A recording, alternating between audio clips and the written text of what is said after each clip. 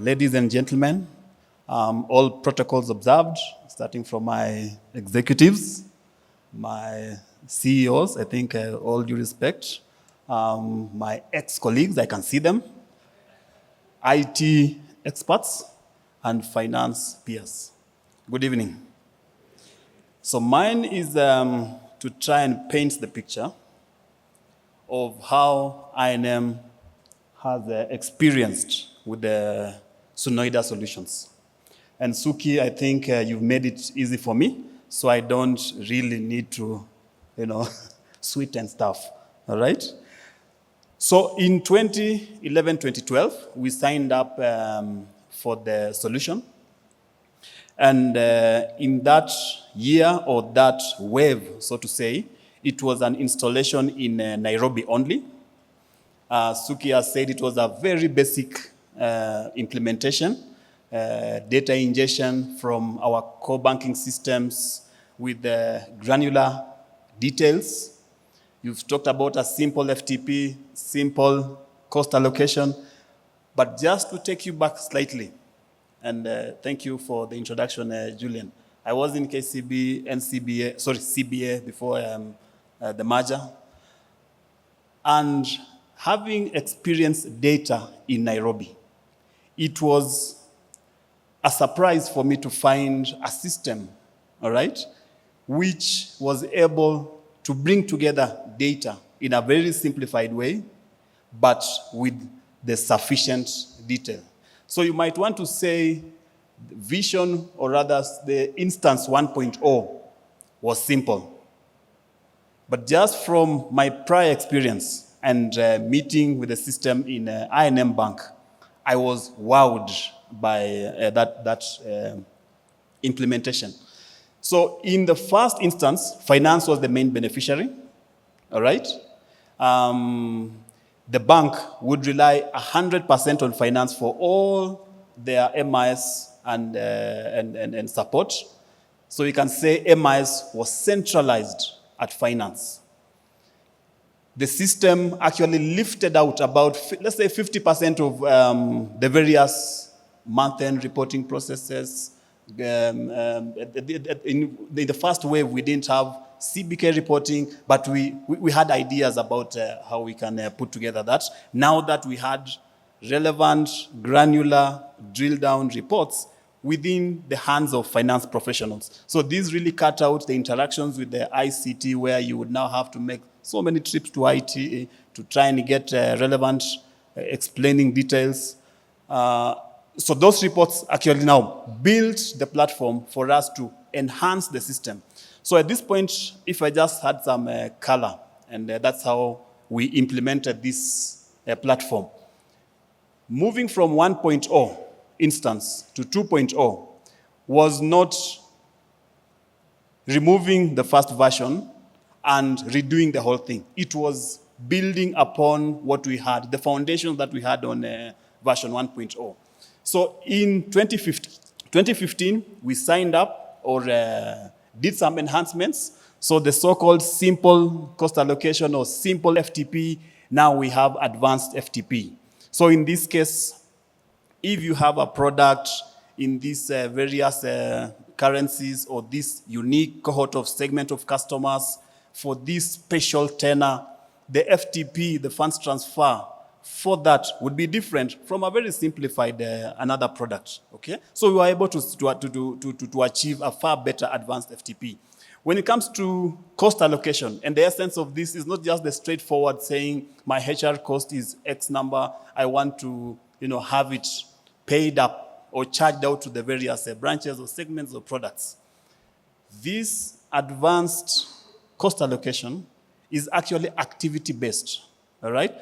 So in Vision 2.0 instance, we are able to collect a lot of granular information. So if you go to a certain department, you sit with them, understand what do you do to serve customers. Once you have that view, then now you go back to your ICT and collect the granular information. So now once you see the HR cost or finance cost or audit costs hitting your business or hitting your branch, it's almost impossible to contest because it's clearly driven by the activities that you do to serve that customer. Case in point, I remember I had a discussion with my head of personal banking. So we had a new branch somewhere. So of course a new branch, few customers have visited that branch. So the cost to serve a customer in that branch was of course disproportionate, all right? So what did the head of business do? He went ahead, and of course cost of serving a customer through digital channels is cheap, as far below 50 bob a transaction or a service. So what did he do? He went and now enhanced the digital space and tried to move customers away from branches, which is costly to serve, to digital space, which is far cheaper to serve. So how did that come through? Because of data that we have in the system. So benefits we saw in the second wave, fairly good, a good space of business needs were addressed. We are seeing better use cases being dealt with or being handled through our second instance. We had what we called Salesforce effectiveness. So in this space, because now our data is sitting correctly, we can see which business head or which RM or which branch is managing which customer. So with that background or that basis or that platform, so an RM now could speak to their customers and track their sales efforts. All these were done because we now have data sitting in one place. So when I say MIS now is decentralized, so it means you as a business, initially it was finance doing the heavy lifting. But now once we have this data in front of you, you can always self-serve. So the credit decisions are being done out of the MIS that we are able to provide. So we can now say we achieved some semblance of data-driven decision making.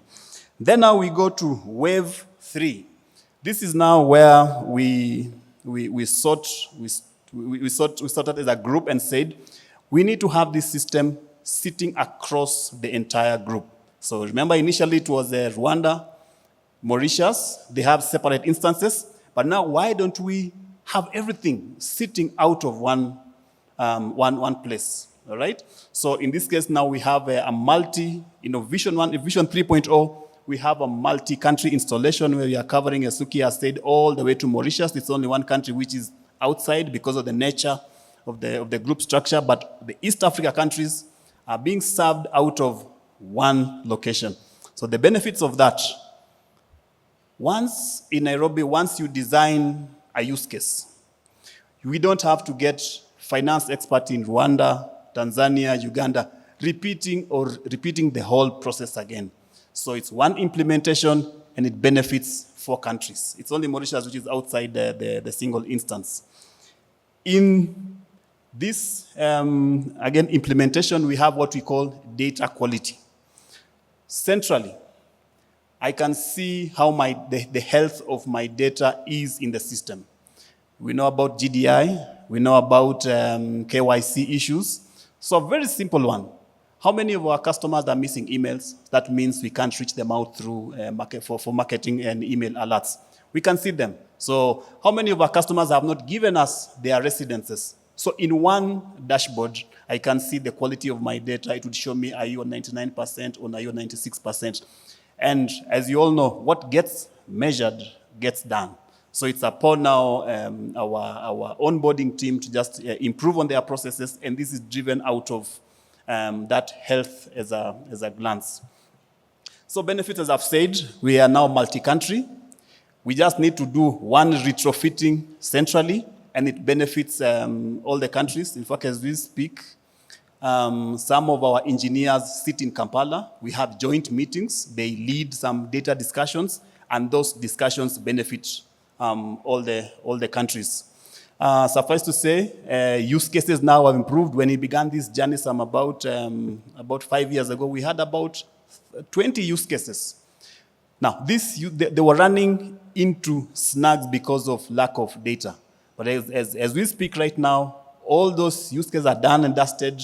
We are now running with far better and advanced data use cases. And one of them is the GDI. It's a use case for us. It's running out of GDI, so we didn't have to rebuild majority of these data pipeline, data streams that are going to be used by GDI because already they're in the system. So it was a quick kill to convince the board to invest through GDI, and the cost, well, if we were starting from ground zero, definitely the cost would be crazy. But because already we have EDW on site, courtesy of, again, Sunoida, so it was an add-on, so to say. Now, as the CEOs and SD has said, the main thing when it comes to MIS is to provide TAT in decision making. So with this platform that we have, courtesy of Sunoida, we are now improving, or we've improved in terms of TAT in decisioning. We have interactive dashboards, and you will see in the next slide that 1.0 was serving the operational sides of the business. But now when it comes to Vision 3.0, it's used for decisioning all the way to the key committees with the bank. You can say before, my finance team would take a whole weekend or 3 days or long nights up to 6, 7, 8, 9 p.m. But now you can get late to the office, jump into a committee, and take a decision. Courtesy of dashboards with the pipeline of information up to yesternight. So it's T+1 decisioning, courtesy of what now we have. So on the right there, you can see single sources of truth, efficiency in decision making, better quality. Number 4, I'm sure a number of people will identify, I will not mention it. Number 5, I think, has been mentioned by nearly all the speakers. Data now is the oil of the game. And then, of course, number 5 now, the game plan is to transform finance from operational finance to strategic finance, advisory finance. So moving away from where 80% of your time is spent of hacking, downloading, and curating data, now that 80% is on decisioning. Thank you so much.